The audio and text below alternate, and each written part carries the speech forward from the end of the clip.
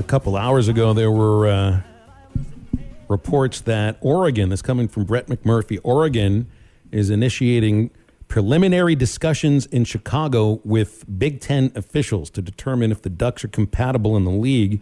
If Oregon is looking to go, Washington can't be all that far behind. And, you wonder a little bit about the Big Ten and SEC saying, well, we're not going to expand right now. Let's talk with Connor O'Gara, national columnist from Saturday Down South. CJ O'Gara on Twitter, if you got it. Connor, how are you?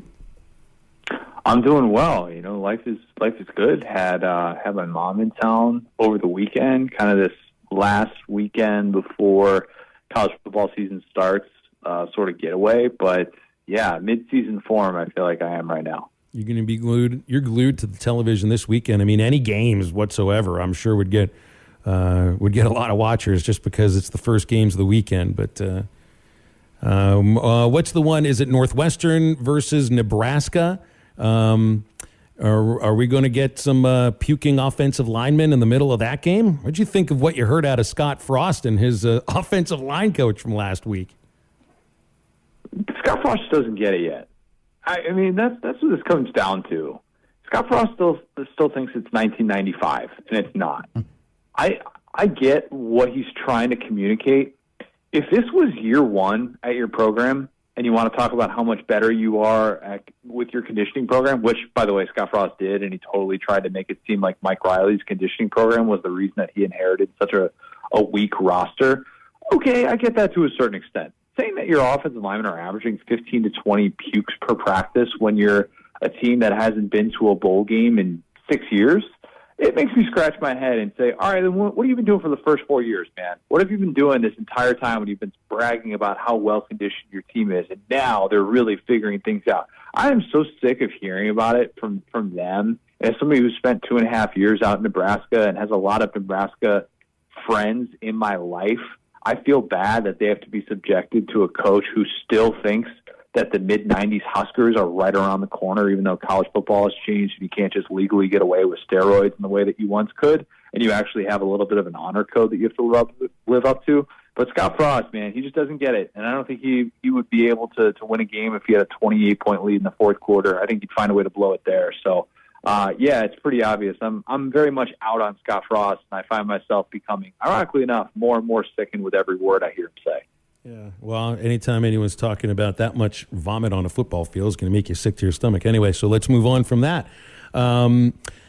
Chris Lowe reported, I think it was yesterday or the day before on ESPN, that the SEC is starting to coalesce around the 9-game schedule, which can't be a surprise coming right after the announcement of the Big Ten's television contracts with all the networks.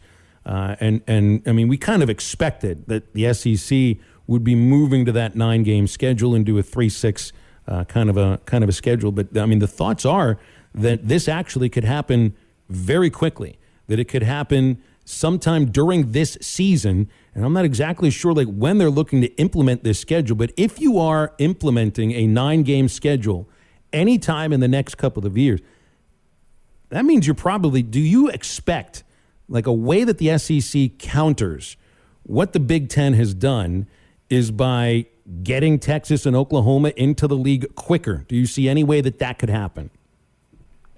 No, I don't. They don't have to. They just don't have to.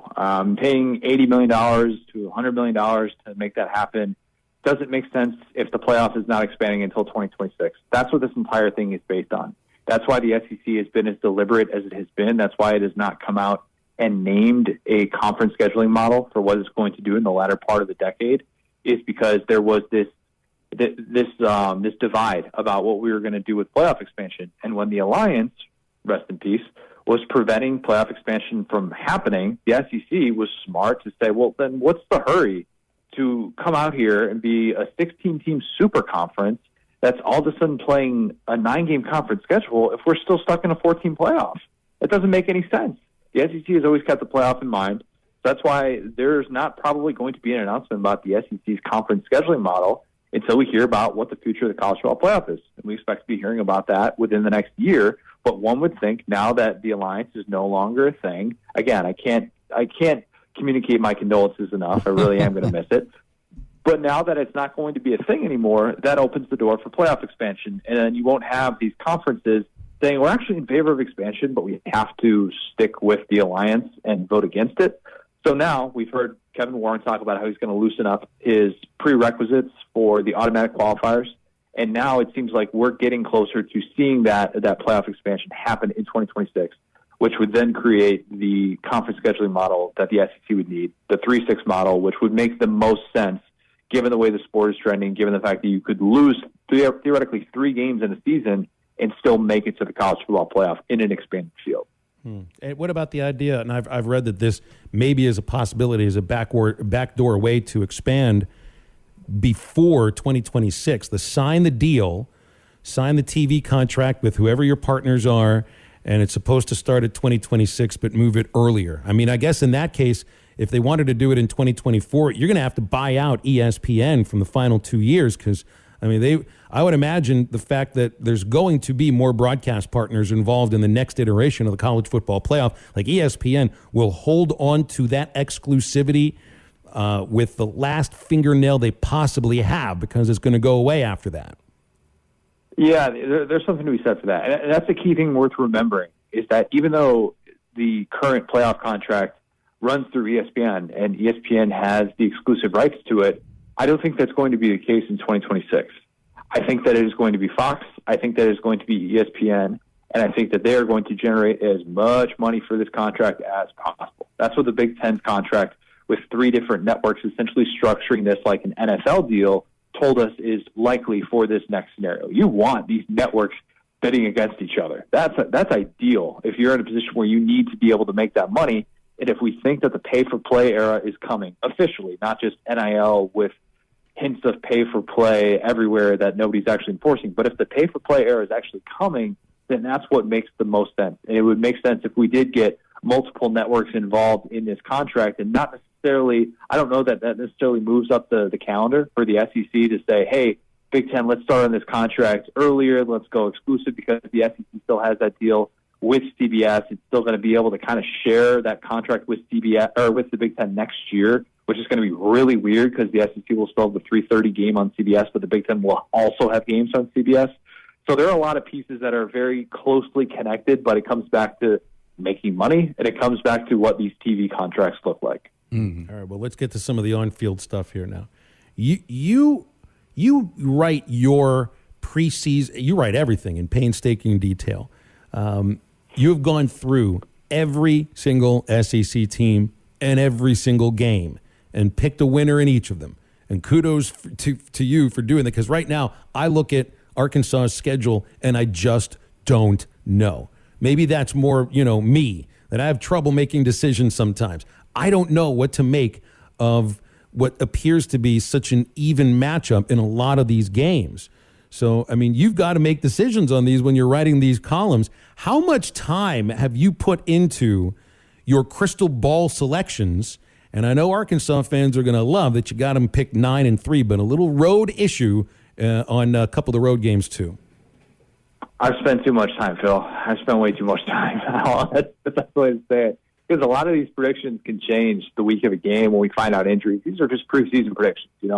Last year I predicted A&M was going to beat Alabama, and then the preseason prediction looks like it was going great, and then all of a sudden A&M kind of falls apart with the Haynes King injury. The week of the game I predict that Bama is going to beat A&M, and then don't you know it, I should have just stuck with my gut.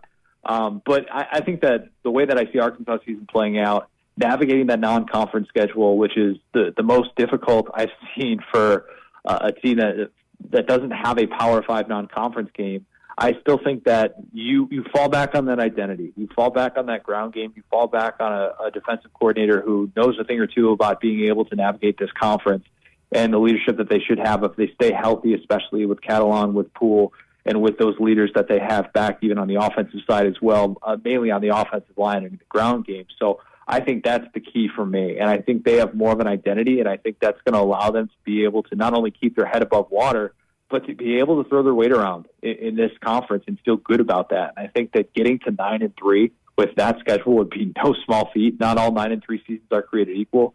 Go ask Tennessee fans about how a 9-win Butch Jones preseason felt. A little bit different than I think this would feel for Arkansas, but I think they're able to beat A&M again. I think they have a year that reminds us Sam Pittman has this thing figured out, and they're talking about getting to a 10th win in a New Year's Six Bowl. Connor, we had this conversation. Me and Phil kind of touched on it earlier, but I don't know if we really went deep into depth. And you're a guy that would definitely know as you cover the SEC as a whole, and you're much more in depth about all this than I think both of us combined. Why are guys like Anthony Richardson and Will Levis and some other guys around the SEC, as far as when it comes to NFL prospects, looked at to be higher or better than KJ? You know, I think part of it could be system. I think that there's still a need to want to see what KJ looks like, not just from an accuracy standpoint, but in the intermediate, what it looks like being able to kind of time those routes, to not necessarily have some of the predetermined reads. And I think he's got some very impressive abilities. Does he have the arm strength of Anthony Richardson or Will Levis? In my opinion, no. Can he get the ball downfield? Yes. I think Will Levis gets that love because he's got so many of the tools. The problem being his downfield accuracy needs to improve. That's an area that KJ, in my opinion, is better. And I think that you just kind of get it with Will Levis when you talk to him, and there's a difference about his mindset that's kind of hard to explain, and you think he projects really well this year to kind of close that gap with the rest of the elite quarterbacks in the SEC. And somebody like Anthony Richardson, who for a very brief time last year looked like he was a future Heisman winner. Mm-hmm. And obviously things kind of caught up to him. He got hurt. He also had to deal with this rotating quarterback situation with Emory Jones. What does it look like when he's actually getting a full allotment of reps? We like to project. There's a perceived ceiling on KJ and his abilities, and he needs to show what we've talked about this entire offseason, that it wasn't just Treylon Burks making some big-time plays. It's not just having a really good offensive line and a really good scheme. He's got to show that he's capable of doing these things week in, week out. Can he trust those other guys? Can he put a team on his back consistently and win at a high level? That's what people want to see out of KJ this year, making those NFL throws and showing that he is capable of being in that conversation with Richardson and Levis. Now, I was reading your Florida crystal ball prediction earlier today. I see that you have Florida sweeping the state of Florida with their wins over South Florida and Florida State. And you talked about that Florida State game in Week 13 and said, well, you start off with, will Mike Norvell still be on the FSU sidelines? And it is a fair question. And how big of a criticism and, I guess, laughing stock from the talking heads and reporters has Mike Norvell and Florida State been from the someone not really spell checking the official offer thing? Yeah, I know the Memphis in you would love to hear me say that he's a laughing stock. Totally. And look, I get it. I've read right between the lines there. I see what you're coming from. I think that this year is pivotal. I think if he can't get Florida State to like an 8-win season, I think the end is near for somebody like him. And I think that was probably a tougher job than we gave the credit for to be able to inherit. And I think that it's been a struggle. I think that they have struggled to be able to move on in the post-Jimbo Fisher era. That's no secret. They need to be able to figure out their offensive line play. They need to be able to figure out an offensive identity. They haven't figured out the quarterback situation yet. Watching that game against Florida last year was a travesty. It was the Sickos Committee game of the year. I mean, it was terrible. I think we need to see Florida State clean things up. I think you have a prime opportunity week 1 against LSU, a game in New Orleans, a game that a lot of people expect LSU to win. But, yeah, if I'm betting today, I would say that Mike Norvell would be a coach who's fired at the end of the season. So where TJ Finley may be beginning to pull away in the Auburn quarterback battle, at least for now, at least, in preseason camp. I know you still think Robbie Ashford will eventually be the guy there. What other quarterback situations seem like they're beginning to kind of come together? I mean, LSU maybe a little bit with Miles leaving the program. A&M, Ole Miss. What are you hearing about these situations?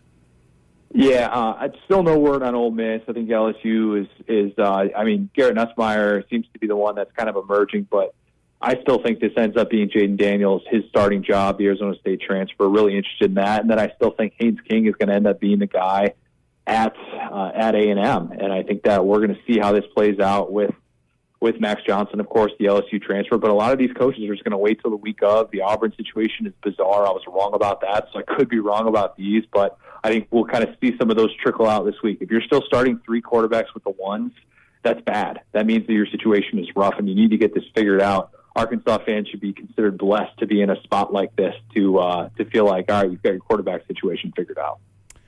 Connor, enjoy your games this weekend, and I hope you enjoyed having a life outside of football until this week. Absolutely. Appreciate it, guys. Appreciate it, Connor. Connor O'Gara, Saturday Down South.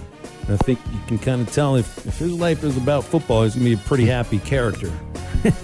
SaturdayDownSouth.com. Online is the fastest and easiest way to wager on all your favorite sports, contests, and events with first-to-market odds and lines. Find reviews and news for every league, including Major League Baseball, NFL, NBA, NHL, combat sports, esports, and even golf. BetOnline continues to be the top online resource for all your sports information, from live in-game betting, props, and futures. Head to BetOnline today or use your mobile device to join today and make your first sports bet. Use our promo code BELIEVE50 to receive your 50% welcome bonus on your first deposit. That's BELIEVE, BLEAV 50. That's BELIEVE, BLEAV 50. Bet online, where the game starts.